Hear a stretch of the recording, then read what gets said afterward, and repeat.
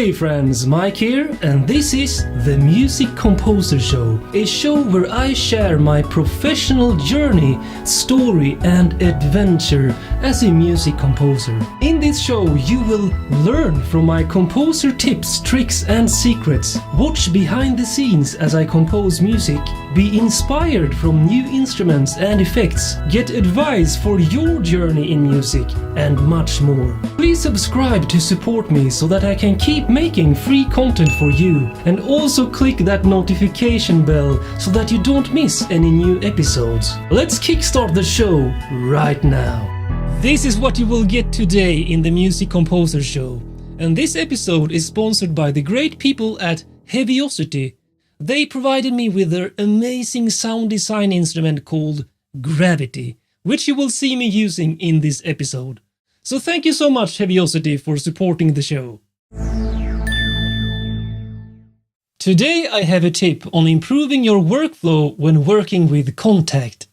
I'm sure you have been frustrated many times when you want to add a specific library and you need to scroll around looking for it, going through your entire big list of libraries, only to find that you missed it, then scroll back up again until you finally find the one you want. Well, I have two solutions for this. Tip 1. Sort your libraries. It's something very few composers do, but I can tell you it's worth the time to take a couple of minutes to actually sort all of your libraries in a way that makes sense to you. You simply left-click with your mouse on a library and hold down the button as you drag and then release it to the new position. Check out my organization, for example. I have chosen to have my ensemble libraries plus string libraries at the top of my list, then my brass libraries, the woodwinds, and so on. Tip 2. Hide libraries you never use or very rarely use. I mean, there is really no sense in having to see lots of libraries that you basically never use, right? So what you do is this. Click on this little arrow here on the specific library, and then click on Hide. Bam! It's gone. Never to be seen again. Or is it? Well, if you accidentally hide a library, or want to bring up one that you previously have hidden, simply go up here into the Options menu in Kontakt, then choose Libraries, and here you can see all your installed libraries in alphabetical order. And each one has a corresponding checkbox, which means if it is hidden or shown in your library list. So, since I closed down my Symphobia library, I simply go down to S, and here I have Symphobia. Click on this checkbox, and bam! It's back in my list again, right where I left it. I share my story and journey in music to motivate, inspire and empower you, because I'm sure you love music as much as I do. Now, here are my latest news and updates. I have a brand new course called Music Composition Professional Workflow Secrets, where you will learn all my secret methods for unleashing your true creative powers as a music composer. After this course, you will have the power and knowledge to speed up your music making process. Basically, make more music in less time. I have even included a special discount for you in the video description. Click it to get to the course trailer and preview. Would you like to make music for a movie trailer? I have just launched my first composer competition in my amazing Facebook group for film, TV and game composers. There are a lot of benefits for all participants as well as a grand prize to the winner. This first competition is to rescore the music for the Black Panther trailer. The response and engagement have been far above what I could have ever imagined. So if you haven't joined my film, TV and game composer community on Facebook, do it right now.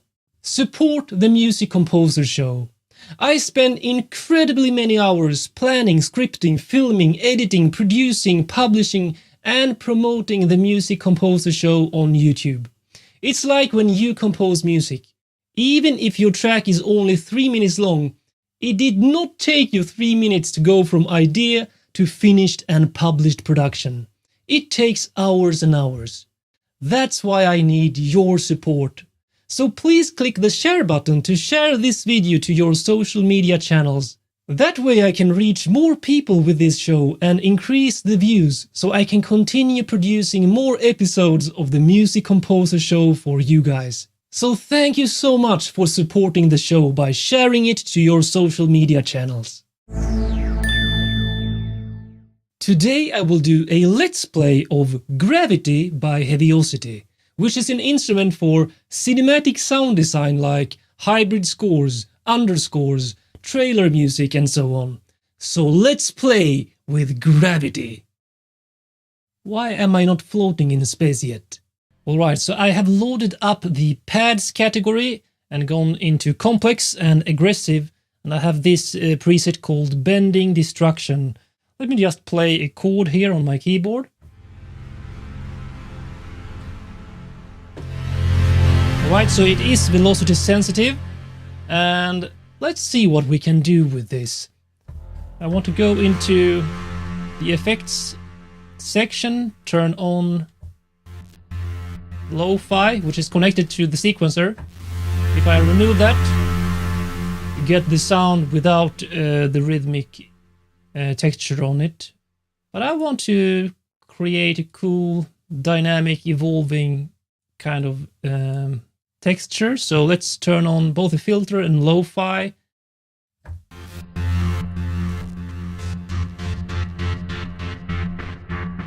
See, so here are the advanced filter with the step sequence. How do I get back? How do I get back from advanced mode? Back there. Okay, that was kind of hidden. Let's try out the distortion, turn on the lo-fi and filter.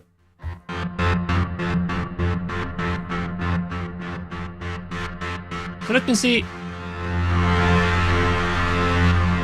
I believe this sequencer here is different from the one on these individual effects here. So if I go into, how do I open up the master? Is that the motion? Oh, I can see this now.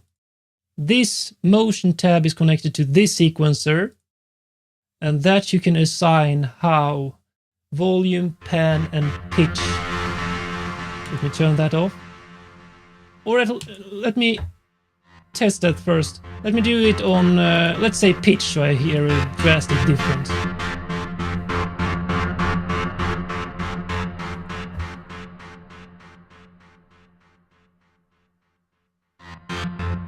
Let me do like this, going upwards on each one.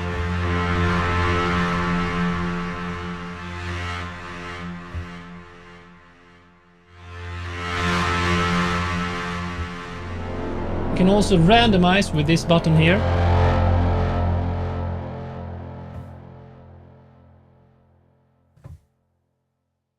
Right, let's go back to the FX tab.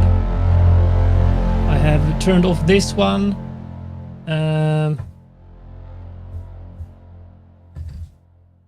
Let's go to the EQ filter tab instead now. So, how do I turn these on or off? Let's see. But okay, so we have it here. EQ filter. Oh, this little button here. And that is, I don't know, what is this with the 3 channels? How is this divided? Master EQ channel. Oh, we have a master EQ as well. Let's remove all the bass. Just to test it out. Master EQ is up here. Alright, so channel 1, 2, 3. So I guess the sound is divided into 3 different sound sources here on the main page. I would like to have some graphical representation as I play a sound. I don't see anything here. So let's see if I turn these down all the way. There's no sound. Let's turn up this. That's one sound source. That's another one. And apparently there's no sound loaded on this patch for the third sound source. Alright, so that was the pads section. A little live sound designing there to show you what you can do and learn this as well as I do. And then we have the hits. Let's try out designing a hit with impacts menu here. So we have different kinds of impacts on different notes as I play them here on my MIDI keyboard. Really hard hitting sounds, and I think this will be one of my favorites using it when I compose music. So for this I think the punish knob will be used a lot. Let's see, the sample tuning. Command left click to go back to the default. We have panning level start. Okay, so if I can only take the tail part of the sound. As you can see here, random, what's that? Oh, so if I turn it up,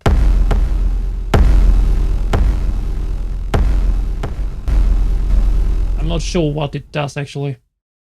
So let's see. I suppose I can also layer different sounds, different impacts by playing several keys at the same time. So let's do that one and... no. That one. And that one.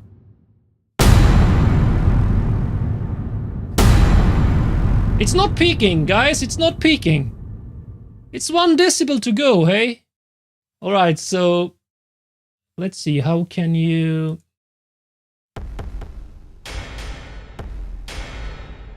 okay, so I will check if these... I can see the name of this specific impact. If I do a filter here on the ghost step, yeah. Ah, that's good. So if I hit another key, it is completely different sound designs on that one. So the filter is not activated, but if I hit the F key here again, with the ghost step, that will be really good for layering. So now I can do, or going low with the F key, and then play the D.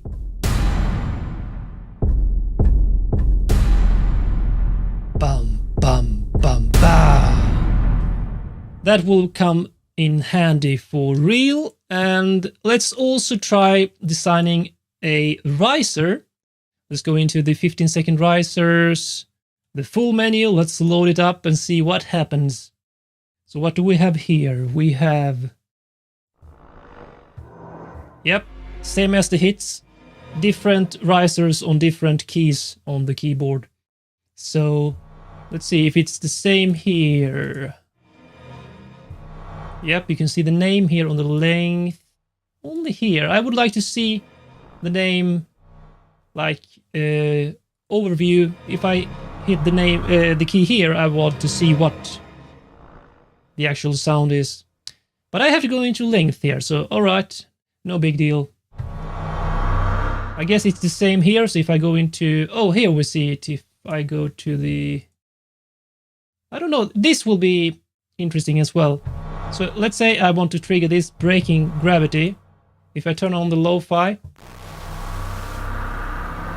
distortion and filter, then if I go back and hit the centrifugal,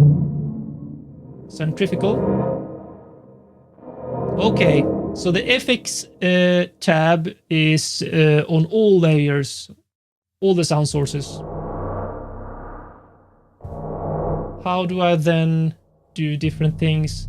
But here I can do like the filters. Let's go back. Per sound source. So if I turn on the filter here, as I did earlier, there I can do more layering. I would like to have that on the FX tab as well, actually, at least, like a master FX tab and per layer.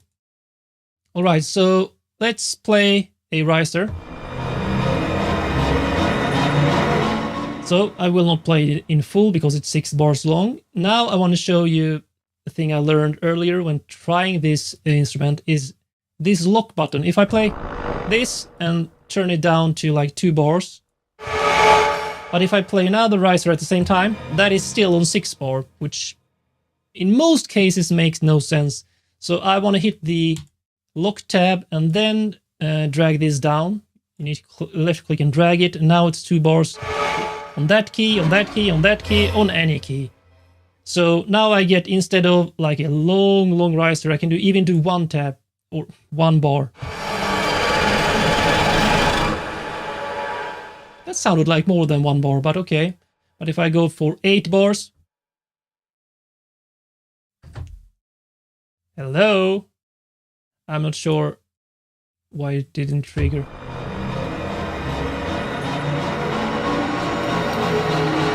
And of course, you can drag it into your sequencers as audio, which I prefer to do because then I can drag it around to make it hit exactly where I want it and do some fades, for example, or even a complete cut in the end if it's for a different section in my composition. Alright, so that was some live sound designing using Gravity by Heavyocity.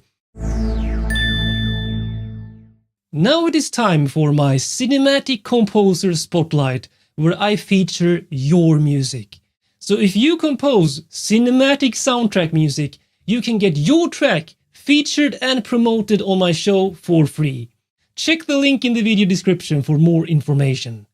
Now I will feature a very dark and creepy sounding score by Dean Fagan, who is a very active member in my film, TV and game composer group on Facebook. Let's listen to his composition.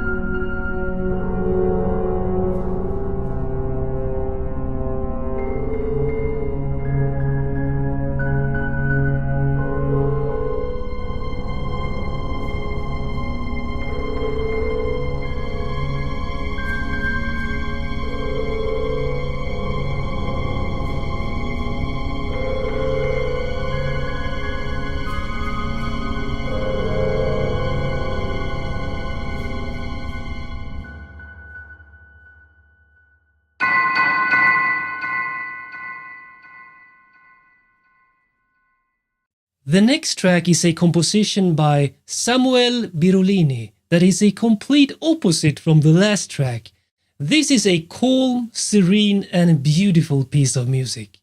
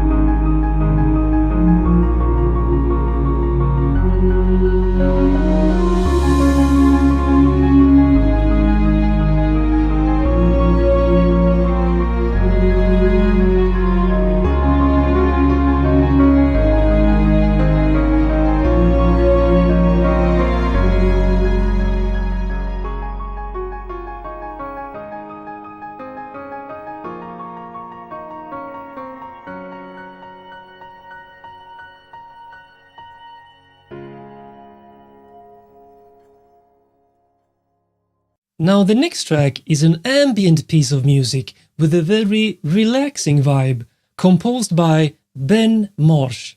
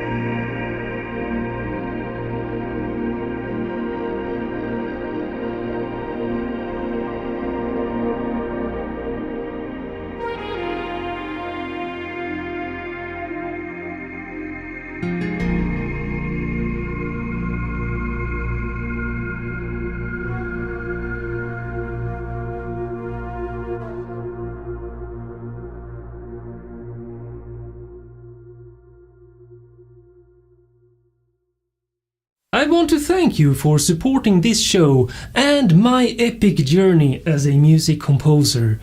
Remember to subscribe and hit the notification bell so you don't miss any future shows or videos. Do you want to level up your skills and knowledge as a music composer? Are you ready to take your journey in music to the next level? I have several courses for you which will help you to kickstart and advance your professional career in music. Check them out on my website at peak11.com. I wish you good luck and great success on your professional journey in music. My name is Mike, and I'll see you in the next video. Click the notification bell on YouTube to get all my new videos and live shows. Thank you so much. Your support is legendary.